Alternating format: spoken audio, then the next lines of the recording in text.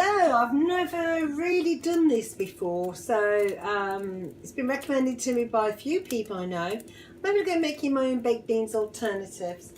And in there I've got some drained cannelloni beans. Here they are, just cheap ones from Aldi. Tin of tomatoes, chopped tomatoes, again, just cheap ones from Aldi.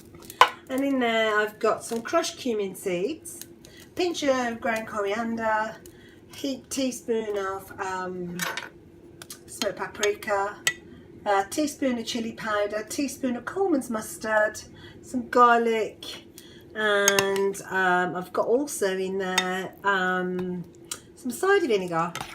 So just going to give that a little stir, like so. Oh, and I've also got some Worcester sauce in there, just a few shakes.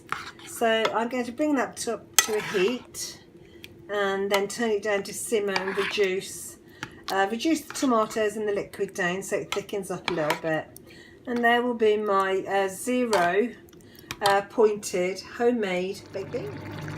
So there's my yummy homemade baked beans, and I did add a tablespoon of tomato puree in there as well just before I simmered them. I forgot to mention that. So I've got my jacket potato here.